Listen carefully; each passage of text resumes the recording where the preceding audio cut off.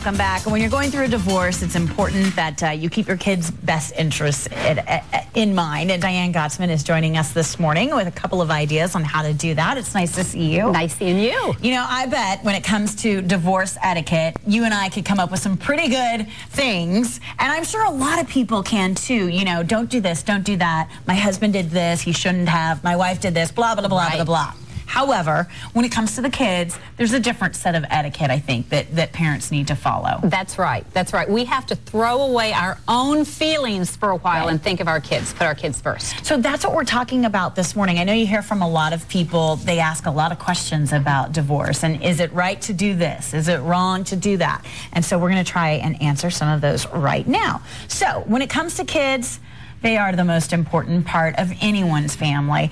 And number one, you say that all kids are not created equal. What does that mean? They're like snowflakes. Every child is different, so they're going to grieve differently. And so, in other words, how we treat each child when they're grieving may be different. So you have to look at each child in the family and then treat them accordingly. Okay, that's so true. Some kids that I've met who, you know, their parents are going through a divorce, they're fine with it. Right. Other kids are completely devastated. Right. And, you know, they need some help to get through it. Number two, don't burden a child with your own anger. Well, you know, we want to get really angry and say, I'm going to tell little Johnny what you did and what you've done to me. And we really need to use good judgment because we do not want to overburden our child. It's already going to be hard enough for them. But then to hear all of the seedy details, we need to spare them. What about if you've got an older child? Is it okay to talk about the divorce with them at that point? Absolutely, and it's okay to talk about the divorce with the younger children as well. We just don't want to, we're going to use best judgment in how much we're going to tell them. The older kids, you know, we can tell them a little bit more, but still we want to try and keep the dirt out of it. Ooh, that's a tough one for sure. All right, another tip. Emphasize to your child that he or she is not the reason for the divorce. And that's just good, plain old common sense, but we forget that our kids often think, it's because of me. If I wouldn't have done that, my parents would still be together. And they don't just have to hear it one time. They need to hear it over and over again. Okay, make sure you tell them they are not the fault. They're not at fault. Allow your child to show emotion. We have a hard enough time trying to vent and trying to process. So imagine these young children and even older kids in their teens, hard enough the teen years, but then going through this. So let them talk to you. Let them get angry.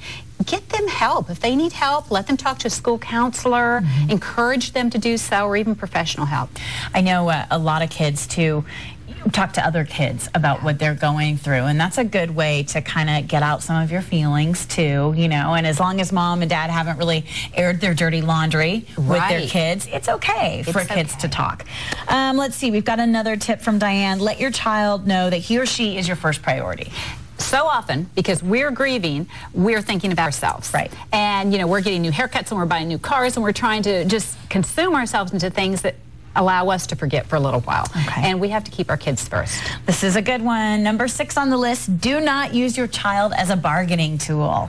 If you don't do such and such, I'm not going to let you see Johnny on Saturday or take him for the weekend. So be courteous and respectful to your child. Absolutely, because they're just going to get caught in the middle, you know? Don't use your child as a substitute spouse. All of a sudden, there's lots of free time. So kids still need to go and see their friends. They need to go and see their other grandparents on the other side. So, you know, fill those holes, your time, with other things. Another tip, keep your judgmental attitude to yourself. So-and-so I may not like my ex-husband's new flame. But that's my problem, not their problem. We don't want to throw our kids into this conflict. Okay. Here's one that you probably heard. Don't be a Disneyland dad or mom. What does that mean? That means that, you know, when we're separated, we feel guilty if we're not the parent that is around the most of the time. So we buy them cars and dogs and cell phones and all kinds of things that, you know, talk to the other parent and decide in advance how you're going to parent and then stick to those rules.